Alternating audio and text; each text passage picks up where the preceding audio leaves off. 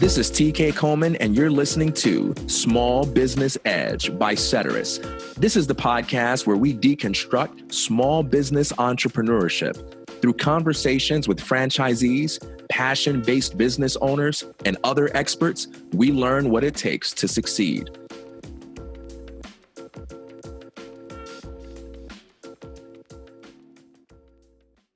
Today, my guest is Ron DaVella.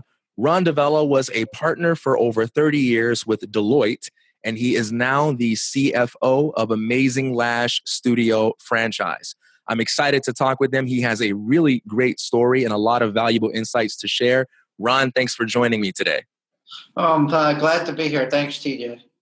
Ron, I'd like to know more about your background. You have an interesting pathway towards the franchising life. Tell me a little bit about how you started off in the professional world and how you acquired an interest in franchising. Oh, sure. Well, it dates back to my time at Deloitte. I was an audit partner with Deloitte for 34 years. I got exposure to a number of different businesses of all sizes, large public companies, small companies, and quite a few franchise brands. Probably the most significant one was the time I spent working on the Subway account. So got a lot of exposure to franchising through those experiences. Now, when you're working with these franchises, you were working primarily in a consulting capacity, correct?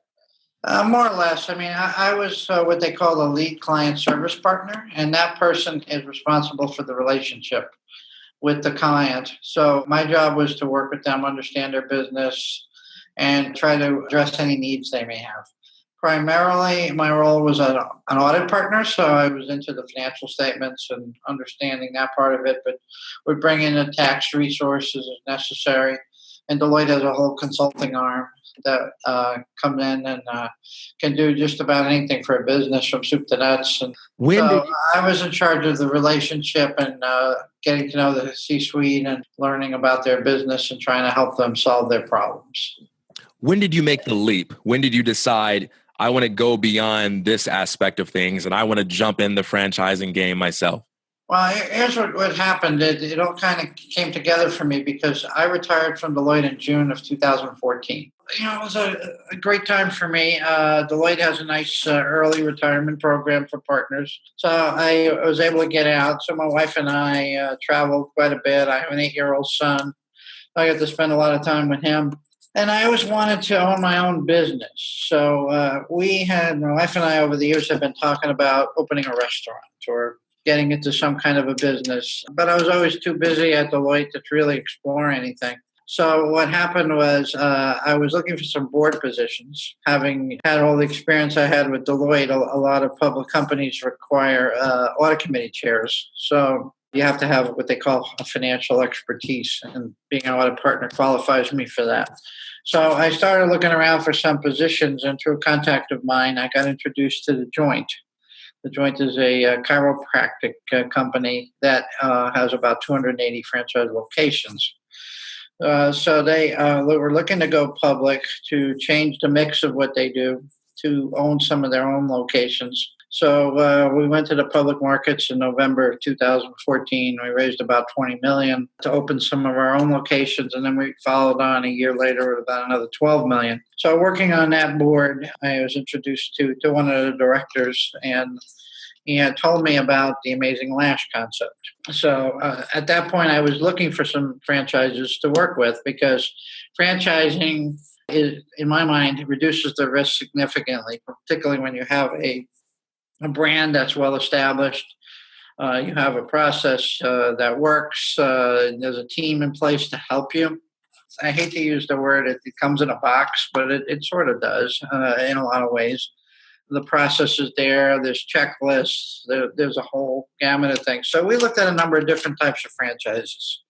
Actually looked at organic food, vending, number of different things. So when I became aware of Amazing Lash, I had no idea that eyelash extensions was such a popular and lucrative business. So what happened at that point is once I got intrigued by it, I did a little analysis and study of the industry, and being a man, it's a little different. So I got my wife's perspective, and she understands obviously the beauty side of things and how important that is to women. So we hopped on a plane and we went down to Houston because our founders, Edward and Jessica Lee, were there, and they had the first 6 studios of this concept. So before I bought anything, I said I want to meet them because they're the brains behind this. They developed it. They have the most mature locations.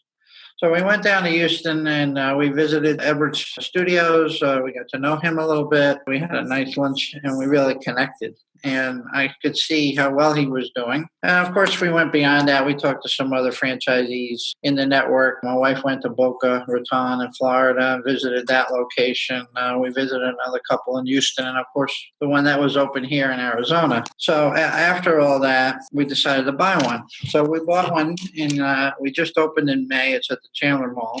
And in that process, having established this relationship with Edward, a few months later, he called me up and he's got a couple of other brands that he's working on, an Asian fusion bowl concept and a healthy food concept. One's called Express Bowls, the other is called Fruzy, and he was looking to franchise them. So he asked me if I would help him. So I said, this would be a lot of fun. No pressure for me because I had a nice retirement with Deloitte and we already had a business that we had purchased. So I thought it would be a lot of fun. And they are just wonderful people to work with, very caring people, but very hard charging and innovative. So I agreed to join his organization, which is called Amazing Brands Group. We decided that we wanted to come back and take over the management of the Amazing Lash concept. It's a corporate office here in Scottsdale. It had its own management team. So we came in March and took over the company. I was the co-COO for a couple of months until we found our permanent COO. And since then, I've become the CFO of all these concepts. Ron, for those who are not familiar with the Amazing Lash brand, can you give us a little debriefing on that? Sure.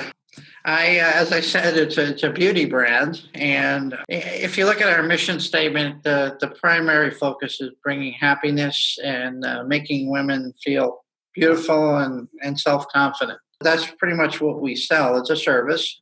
So in our studios, people go in, mostly women, although we have some male clients, but mostly women. And they get eyelash extensions, which are applied to your original lashes on the top layer of lashes. There's about 60 on each eye. So for first-time users, it takes about 2 hours. And we charge $79.99 for an introductory set. And that's pretty cheap compared to what some other people are charging, anywhere from $150 to $250. But what's really neat about the model is women, once they get them, it's very hard to give them up. You get that look, you go home, and you get tons of compliments from your friends, your husband, your boyfriend, everyone you know. From the eyelash perspective, you really need to get them done and maintained because they fall out naturally. So every 2 to 4 to 5 weeks, depending on the woman, how hard she is on her lashes, the lashes will fall out. If you want to maintain the look, you have to go in for a refill. And they get one fill a month, so they come in, and if they need more, they can get more at a discounted price. So it's really exciting. The unit economics are very strong. And it's really taking off. The other part of it that really makes it unique is the luxurious studios that we provide these services in, the individual rooms that we have for each person to relax in while they're getting their eyelashes done. So with all those things combined, we've really distinguished ourselves from anyone else trying to do this service. For those who are interested in learning more, you can go to AmazingLashStudio.com.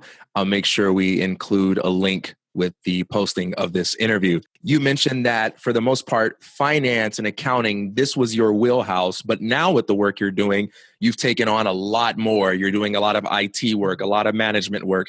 And I imagine that was quite a transition for you. It sounds somewhat analogous to the sort of transition that many people have to go through when they are starting off with a franchise. They may have one career, but now they're about to own, they're about to hire, they're about to train and do all these different sorts of things. How did you navigate that transition?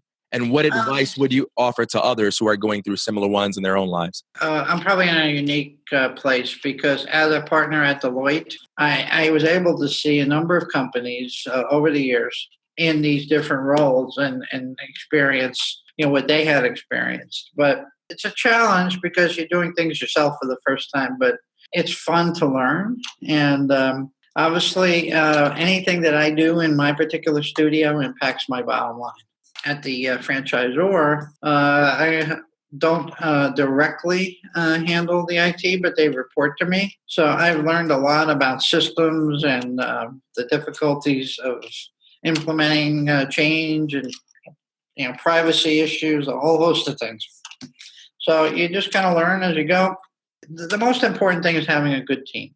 My success I can attribute to all the people that I had work for me over the years. You cannot be successful without a really strong team underneath you, people that you can rely on a day-to-day basis. But you have to establish that culture. You have to work with those people. You have to help them see the vision and understand how we can all benefit from the relationship.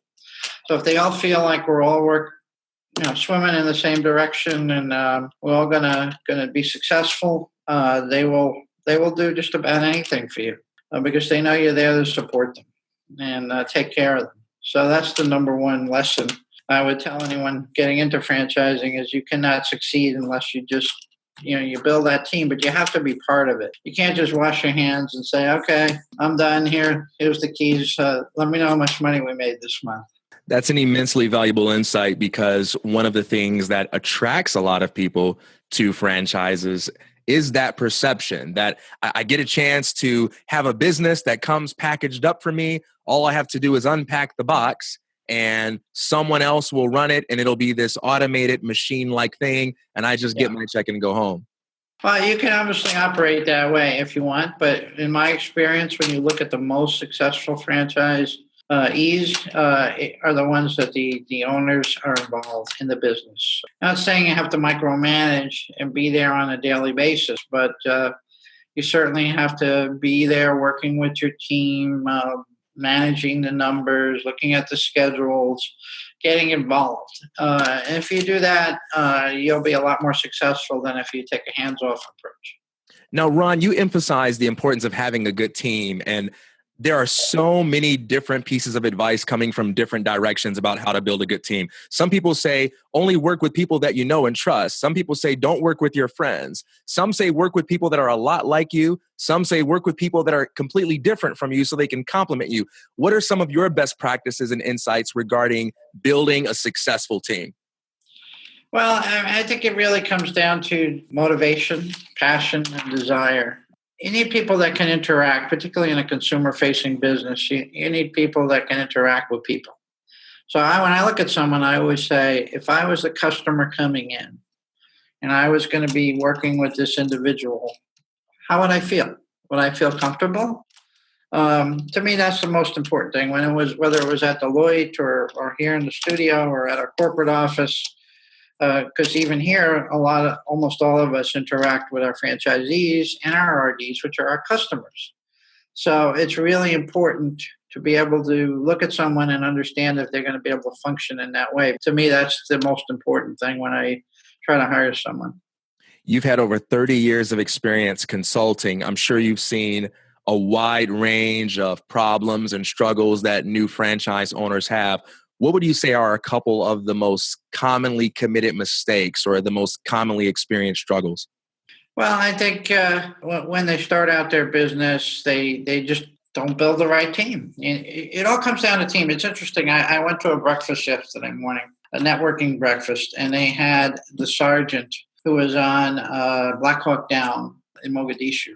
And he was a veteran, 20 years on as an Army Ranger. And he made a point that resonated with me, and it's part of my philosophy is the storm is always going to come. You need to have the team that's going to be there to support you. So training is really critical. So you need to teach people how to do their job and what to do in certain circumstances. But for example, in his particular situation, they trained for years at Ranger School. But until they actually got into action, there wasn't any clear indication whether somebody was going to really perform. So he was the guy in the movie, if any of you've seen it, where you come down the rope and he was the last one, and one of his team members had fallen and was injured because the helicopter tilted and there was a dust storm. So when he got to the bottom, they were immediately taking fire from about 3 or 4 different directions. So he instructed his second in command to grab the injured soldier and put him on a gurney and take him to a medical place a few blocks down. So the individual, without any hesitation, picked the injured soldier up with another soldier, and they just took off in a storm of bullets. So he said, why would somebody do that? Well, because they have a sense of duty, a sense of team, a passion for what they do. So when you start out a franchise and you start working, if you don't have that cohesive team built, if you don't work on that, it's going to fail. I know of several franchises where the team is dysfunctional. The owner's not there. The store manager doesn't get along with everybody. So that affects your service level. Your customers will be directly affected because your employees aren't happy when they come in, and you'll start to see loss of service. You'll start to see less customers because in our business in particular, it's word of mouth. About 40 to 50% of our business is referral. So if a customer walks out of our studio without a happy, positive experience, that's going to negatively impact us because they're going to go tell their friends, don't go there. It was awful. But things like that are negative could adversely affect you. So it's your reputation you're selling, particularly in a service business. The other thing I find a lot of franchisees get in trouble with is they do not understand their financial situation. They look at the bank and they see X dollars and they think they're okay, but they really don't understand the ins and outs of their business. So it's really important, if they don't have that financial acumen, to have somebody on their team or an outside provider that can help them with that. Because you have to be able to analyze your results to make any changes that might be necessary. If you see your labor costs are too high, you need to be able to go in and adjust that. If you see your inventory is out of control, you have way too much inventory, then you're investing a lot in inventory that's unnecessary. So there are a lot of franchisees that I see that don't pay attention to the financial side of things. And that's just so critical to running an effective business because things will get out of control if you don't get a handle on that quickly. Ron, one thing that's kind of difficult to figure out with entrepreneurs is how much work is the right amount of work to expect. You have some people who work 70, 80 hours a week, and I can't always tell if that's just because they're poorly managed and they have bad habits and they need to be more organized, or if it's because that's just what it takes to succeed. What would you say if someone is considering starting a franchise, they should go into it expecting? Can they be successful if they're just putting in 40 hours a week, or do they need to commit to something like 60, 70, 80 to be able to succeed? Well, that'll vary by individual. I mean, there are some workaholics out there like to make work that's not necessary, but I think there's a balance with it, with anything you do. Do you need to be a workaholic to succeed? No, you don't. We actually have a franchisee at the Joint who manages his business via his cameras. He doesn't go to the studio. He travels the world, but he spends several hours a day remotely. He talks to his clinics. He reviews what he sees online, and he runs his business that way. But he's on top of the numbers. But it really comes down to how good your team is. And in order to build a team, you have to, obviously, in the beginning, I would say the first 3-4 months, maybe even longer, you have to spend a lot more time in the business, teaching your team, working with your team, developing that culture, and making sure that there are people that you can trust to run it for you. Once you get to that point, I think you don't have to spend as much time unless there's a particular problem in the business. So the beginning, I would say you would probably spend at least 40 hours a week, assuming you're open 7 days. Most of these places are.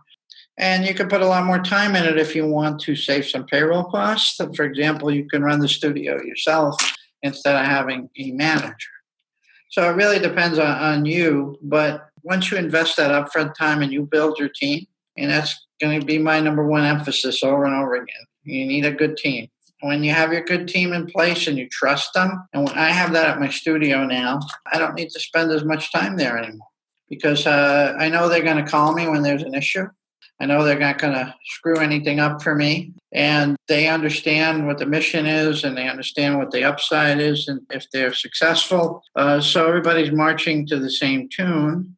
I don't think you need to spend as much time. So it really depends on the individual, but the quality of the team will dictate how much time you personally have to spend.